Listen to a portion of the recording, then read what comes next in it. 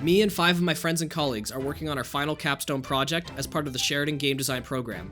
Development of this project will take place over 8 months and is split into 5 phases. We've completed the pre-production phase of our project and have entered full production.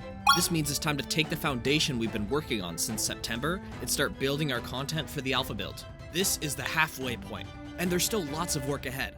Let's get started. Players aren't finishing our game's tutorial, but why? Our game centers around the fishing rod, which can be used to move objects around or connect them together to solve physics-based challenges. We wanted to always have both its lasso and tether abilities available to give the game a quicker pace, but players were overwhelmed by having too many controls dumped onto them. We needed to find a way to reduce the cognitive load of learning the lasso and tether mechanics. The plan was to run a playtest where we separate the rod's abilities into 2 tools. The new tool switching system combines both actions onto the right trigger and lets players cycle between them with the shoulder button. This reduces the player's cognitive load, since now they only need to switch when a different tool is needed for a particular challenge. Playtesting with this new system led to some interesting discoveries. Most players had an easy time tool switching, but some would pick their favorite tool and stick with it for the most part. One playtester didn't realize they had 2 tools and beat the entire game with just the fishing rod. We had one player say the tool switching was good because they could focus on one thing at a time and didn't feel like switching was an issue because the game didn't require them to react super quickly. After completing the level, I told another playtester about the lasso snare move, where you can make a tether connection while holding an object midair with the rod. They really enjoyed this control scheme, but said it made tool switching feel kind of trivial. So maybe there's a way we can improve the game's communication, like having your player switch tools midair or something, to make it feel less like you're avoiding the switching function. I think we're good to move forward with the tool switching. The pros of reducing mental load and buttons outweigh the cons of not being able to play as quickly. I learned combining all of our abilities into a single tool doesn't make your game more streamlined. In some cases, it can make it more confusing. Separating into multiple tools helps players focus on one thing at a time, where they must make a conscious choice to switch to a certain tool when needed. And we were still able to keep the ability to use both tools at once as an optional move. So once players are comfortable with using the tools separate, they can start using them as one. For this milestone, I spent the majority of my time fixing bugs and handling more invisible tasks. The one big thing I managed to figure out was how to stick our rigid body player to a moving platform. Our player controller previously relied on a lot of separate add force calls and letting the physics solver handle the end result. Simply trying to add the moving platform velocity as another force was not working though, because I had no control over when my friction and velocity overshoot functions would fire relative to the moving platform, nor what velocity they were basing the reduction forces off of. As you can imagine, in situations that the platform was being moved very quickly, such as with a tether, the player would stutter and or be slowed too much and lag behind the platform. This led to a rework for the player movement system. Now, all the movement functions modify a relative velocity vector reference. How it works is moving platforms will pass their velocity to the player as an external force. I subtract this value from the rigid body's velocity, and that creates a relative velocity starting point, which is then passed into my movement functions such as gravity, acceleration, etc., modified, and finally re-added to the external force. This final value is then applied to the rigid body. This means that players move relative to the platform, which means that they can move on the platform as the platform moves. Because the platform's force is never touched, it simply gets tacked on at the end. A cool secondary effect to this is that you can inherit the speed of the platform by jumping off at its peak acceleration. It gets bled off by the velocity overshoot function, which I adjusted so that you can bunny hop to extend the distance. There's a lot of issues that can arise when directly setting rigid body velocity, but it turns out that modifying a reference to the velocity and setting it at the end allows you to determine the order and timing of when forces are applied. Definitely something to look into for anyone who's developing a force-based system with a lot of moving parts, rather than simply relying on the physics solver to handle add force calls. After making the MVG, I wanted to improve the onboarding process, so I prototyped movable platforms on rails as a new level element, an alternative to free moving blocks. They only move in a certain direction, and where they can go is limited. This limitation removes a lot of the possibilities while interacting with dynamic objects. This makes it easier to understand what to do with them for the players, and easier for us to design a level for teaching a new concept. Vertical platforms go up, horizontal ones go side to side. After that, I wanted small challenges that players could do to practice grabbing and moving objects around in our game. One thing that I come up with is a challenge where the player has to move a lever to an endpoint. The challenge can hide the next area or a collectible behind it. The last thing I did was grayboxing a new tutorial for player movement and first time introduction of the fishing rod. The player starts being stuck on a tree branch and sees their fishing rod in front of them. They have to go through a small range of platforming challenges to get their fishing rod back. With the rod, they can help a fish that is stuck under the debris, and this part teaches the rod, moving objects around and plucking things out. Yellow, it's Onona. Since we're getting closer and closer to our alpha deadline, I've been sufficiently busy, that's for sure. Anyways, this time I worked on various things with the art direction again. Things like character design, 3D modeling, environment concept art, and UI design. First off, I finished the main character's design. Voila! Here's Vivian the Cosmic Ranger. I finished a rough turnaround for her and began blocking her out in Maya. We decided to keep her old color scheme from way back, since the environment wasn't going to be as purple anymore.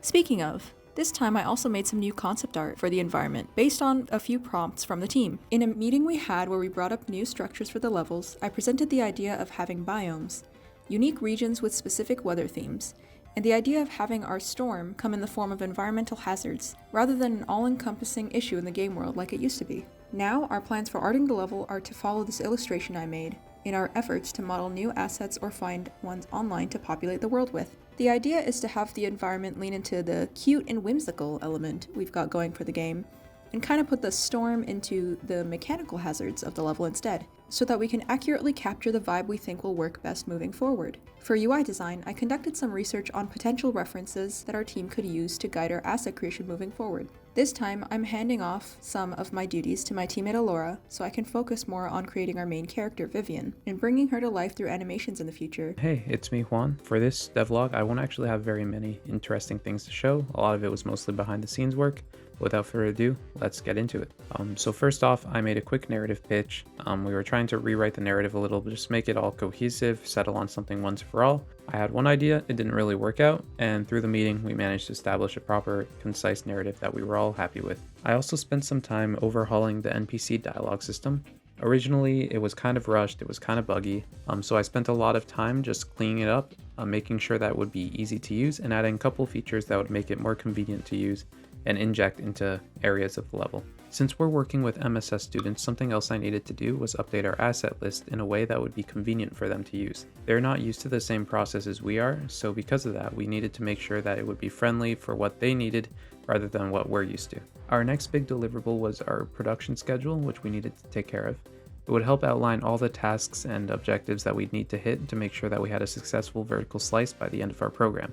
We listed out the next 14 weeks and planned as many tasks as we could accordingly, or at least to the estimates that we figured would make sense. While some of them won't be followed to a T, it's a good guideline for us and will help us measure how our progress is going during the project. Lastly, we also started uploading our devlogs onto itch. Currently, the first 2 are up on itch, and more will come after. Additionally, we had a short interview with a graduated student regarding how to fund and incorporate our company. So we're looking into the steps we'll need to take to make that a reality. Coming back to the winter semester, we quickly realized there was still a lot of big decisions that needed to be made before we could proceed with our alpha build. We got a lot of feedback from our peers, and we were able to sort comments into 3 major pain points. 1, players felt that the controls weren't intuitive enough. 2, they didn't feel confident knowing what actions were available to them and how they could be used. 3, they wanted the environment to feel fuller and more explorable. We decided the controls were the most important problem to tackle first. It lays the groundwork for player understanding and level design, and clearly it needed a bit of an overhaul. I put together a task list for the controls that covered everything from how the inputs are mapped to keyboards or controllers, to UI and sound effects, to ensure that we were communicating as much as we could about how to actually play the game. I took on the task of designing new UI assets. However, this caused us to run into another snag. When we started discussing how we wanted assets to look, we realized we didn't have a solid story or theme to align our designs to.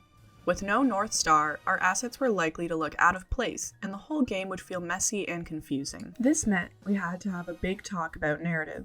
Many of my teammates and I put together pitches for what we thought the narrative and overall direction of the game should be. Personally, I felt that the current gameplay loop was fine as is, and my pitch focused more on what happened leading up to the start of our game. We had a lot of elements to tie in, which definitely made it tricky. Alien creatures in need of rescue, a fishy character to save them, and a stormy planet. If we didn't find a way to piece these points together, it would send us back to the drawing board. The storm setting was causing frustration for the team and players.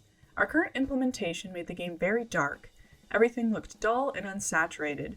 The reduced contrast rendered signifiers weaker than we wanted them to be. A lot of us felt that the storm would be better as a distant set piece rather than a core level mechanic. In my pitch, I suggested that we could introduce all these elements in an opening cutscene. It would open with a player character chasing another spaceship through the cosmos.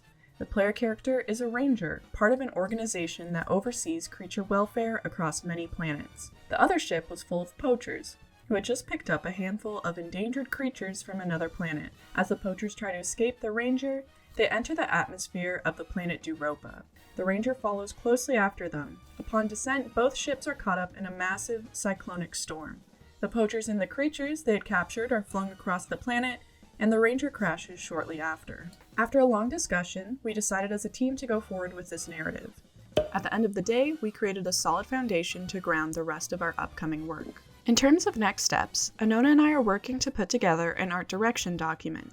Using the decisions made in that meeting, we will iron out style, color palettes, designs, and more so we can begin making assets more efficiently.